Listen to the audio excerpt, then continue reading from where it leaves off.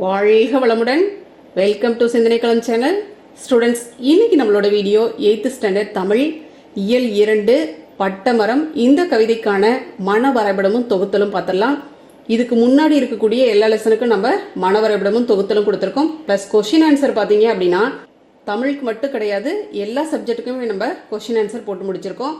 பாடத்தினுடைய தலைப்பு, அதாவது இந்த கவிதையினுடைய தலைப்பு என்ன? பட்டமரம். பட்டமரம்னா என்ன?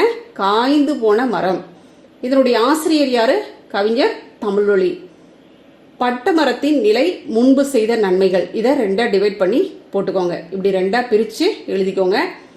பட்டமரத்தின் நிலை, அதாவது தற்சமயம் அந்த மரத்தினுடைய நிலை எப்படி இருக்கு அப்படின்னு பார்த்தோம்னா, பட்டு போயிருக்கு, இலைகள் உதிர்ந்திருக்கு, அழகு இழந்து போயிருச்சு, வெட்டப்படும் என கவலையா இருக்கு. இதனுடைய நன்மைகள் முன்னாடி என்னவா இருந்துச்சு? நிழல் தந்தது, அதாவது வழிப்போக்கர்களுக்கெல்லாம் நிழல் தரக்கூடிய இடமாக இருந்துச்சு. மலர்கள் தந்தது, கனிகள் தந்தது, பறவைகளுக்கு இருப்பிடமாக இருந்துச்சு, கூடாரமாக இருந்துச்சு. கவிஞர் இதன் மூலமாக சொல்லக்கூடிய ஓமை என்ன?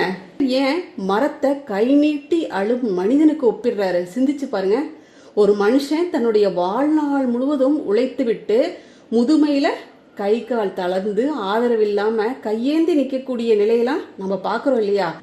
அது போலதான் மரம் ஒரு காலத்துல நிழலும் கொடுத்திருக்கு, கனி கொடுத்திருக்கு, ஊருக்கே அதன் மூலமா பயன் கிடைச்சிருக்கு. ஆனா இன்னைக்கு கிளைகள் உடைஞ்சு பட்டை உரிந்து தன் புகலிடத்தை இழந்த பறவைகளை நினைத்து மரம் வாடிக்கிட்டு இருக்கு.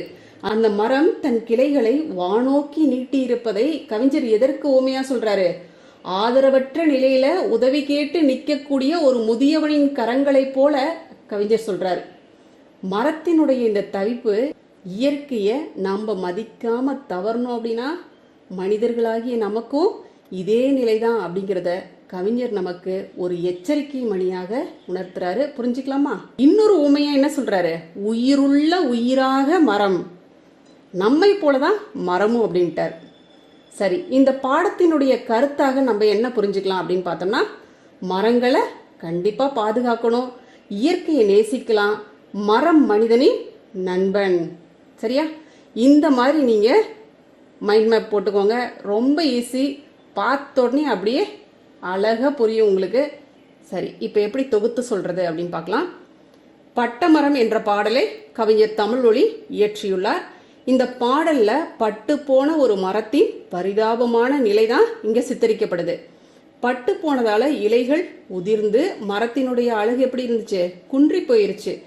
இனி வெட்டப்படுமோ என்ற கவலையில மரம் நிக்கிது. முன்பு அந்த மரம் மனிதர்களுக்கு நிழல் வழங்கியது, மலர்களையும் தந்து சுற்றுப்புறத்தை அழகுபடுத்தியது, பறவைகளுக்கு இருப்பிடமாக இருந்து பல உயிர்களுக்கு உதவியது. கவிஞர் மரத்தை உயிருள்ள மனிதனைப் போல ஓமையாக சித்தரித்து சொல்லியிருக்கிறார். மரங்கள் மனிதனின் உண்மையான நண்பர்கள் என்பதை கவிஞர் வலியுறுத்தி சொல்றாரு.